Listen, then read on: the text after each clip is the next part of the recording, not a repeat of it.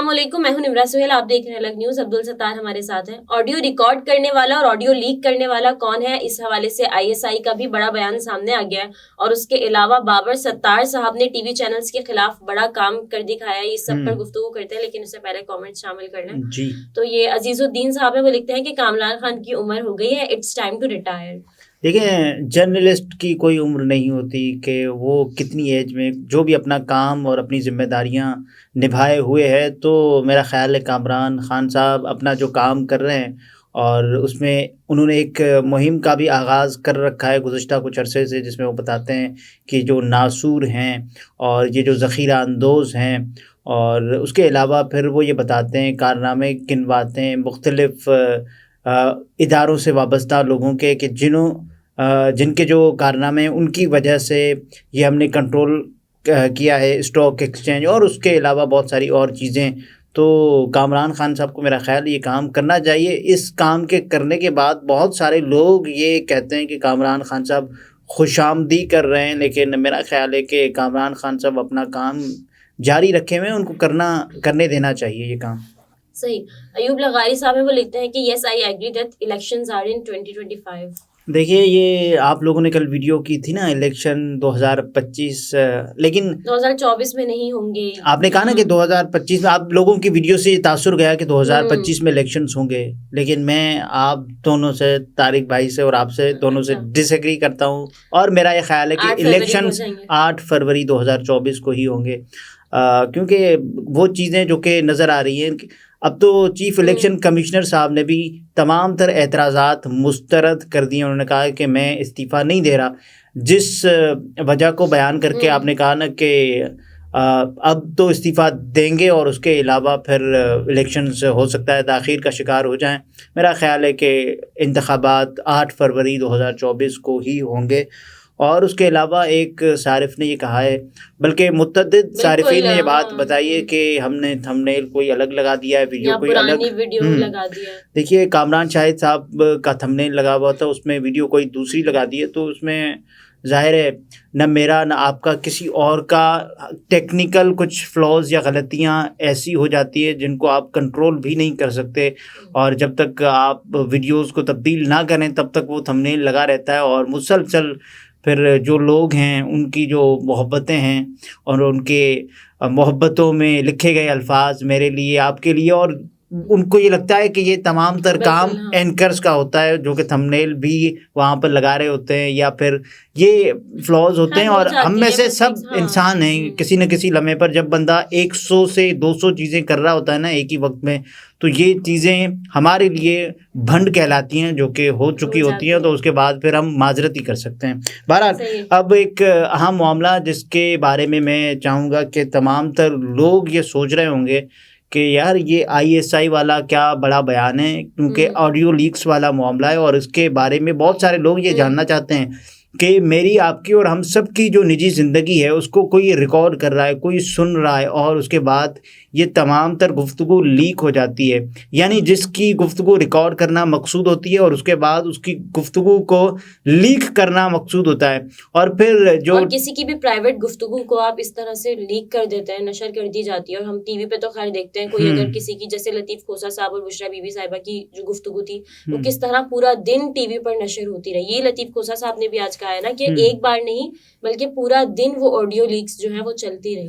अच्छा, इसका आगाज़ मैंने जिस न्यूज़ चैनल से होते हुए देखा था तो वो सुनो न्यूज़, वो पहला चैनल था मैंने जो देखा।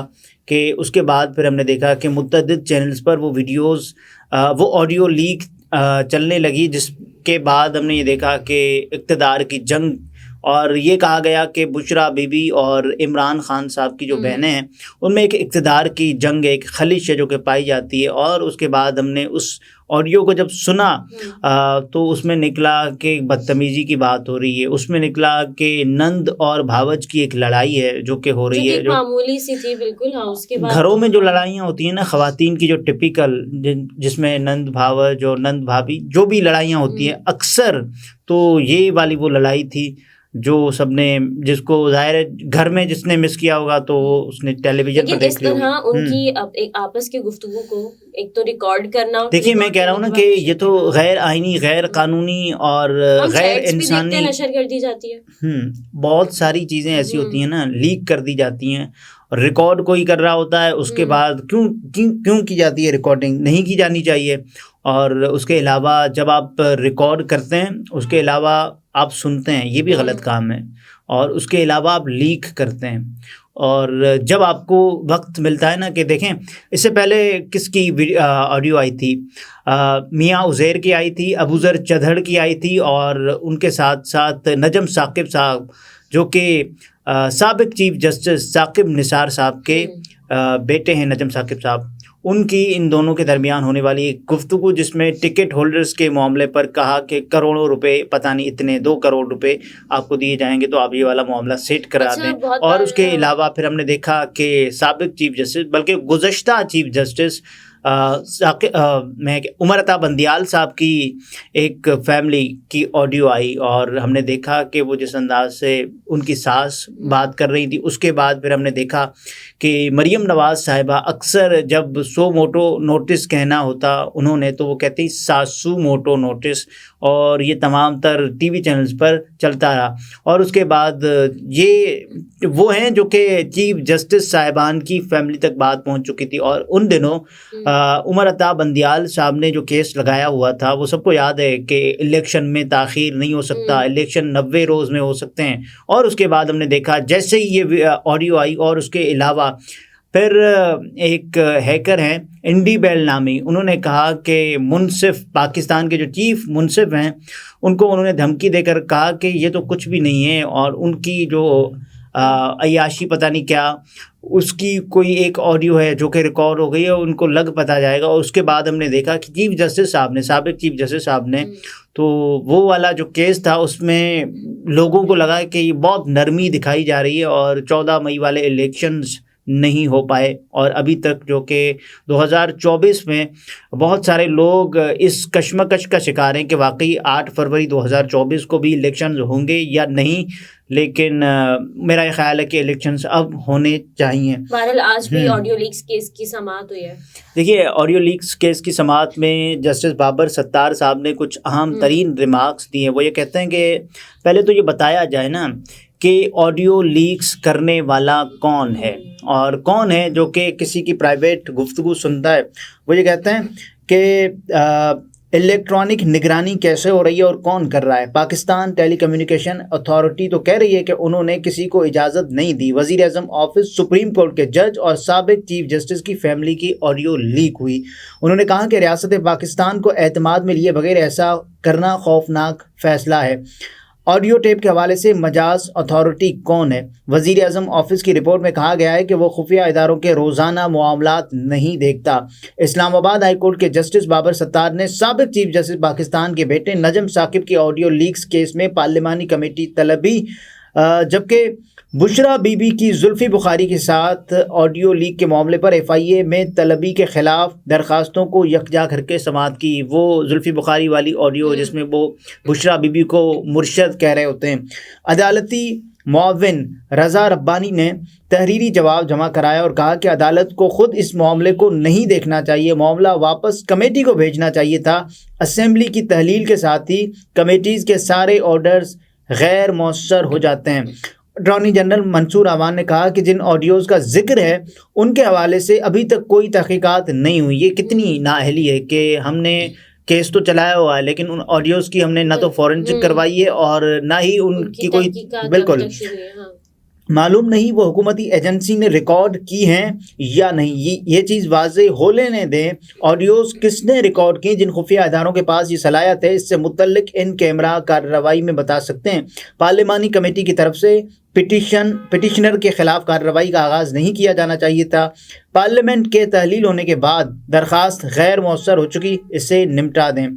जस्टिस बाबर सत्तार ने कहा कि वज़ीर आज़म से बात करें, काबीना से बात करें। ऑडियो टेपिंग मुतल्लिक कोई कानूनी फ्रेमवर्क होना चाहिए। ये नहीं हो सकता कि हमारे दफ्तरों, और अब देखिएगा ये जुमला वो है जो कि सुनने जैसा है, ये नहीं हो सकता कि हमारे दफ्तरों और चैम्बरों में हमारी गुफ्तगू भी रिकॉर्ड हो रही हो। ये वो जज साहब कह रहे हैं जो कि खुद प्राइवेसी होती है। हाँ, ये वो जज साहब कह रहे हैं जो कि खुद समाअत कर रहे हैं ऑडियो टेप्स और ऑडियो लीक्स केस की।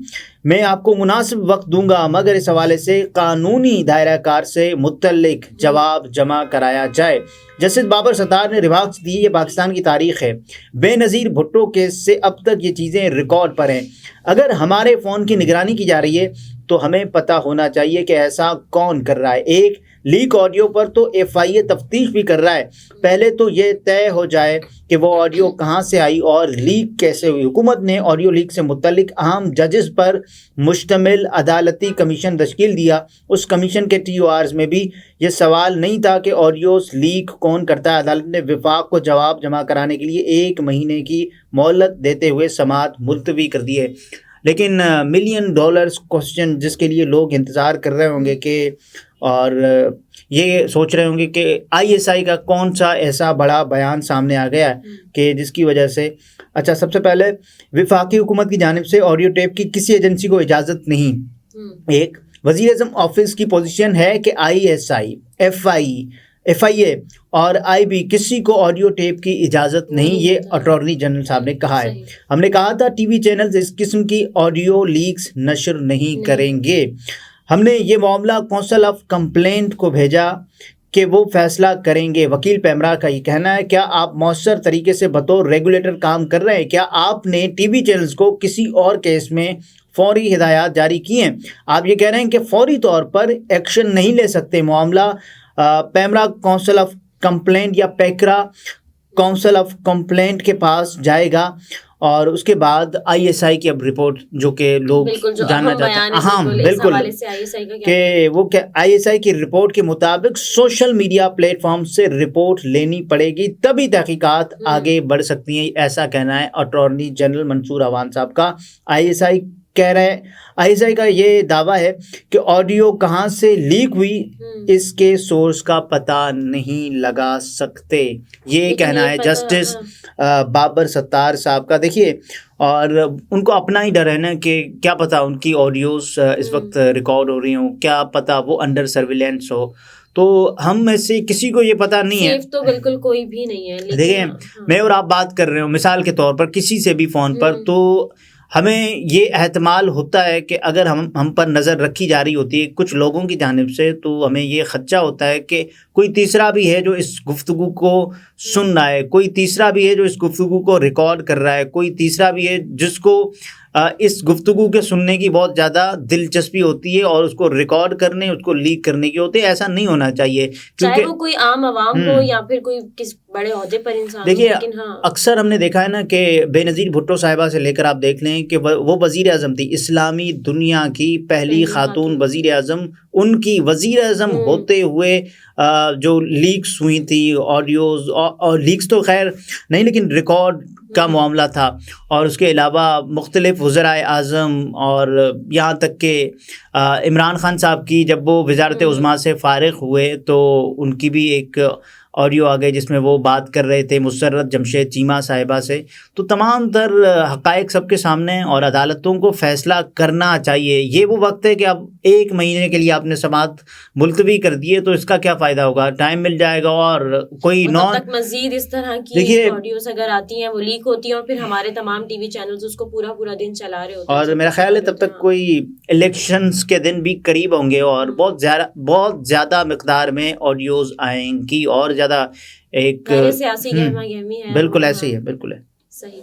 नाज़रीन, गुफ्तगू आपने मुलाहिज़ा फरमाई। अब्दुल सत्तार हमारे साथ थे। इजाज़त दीजिए, अल्लाह हाफ़िज़।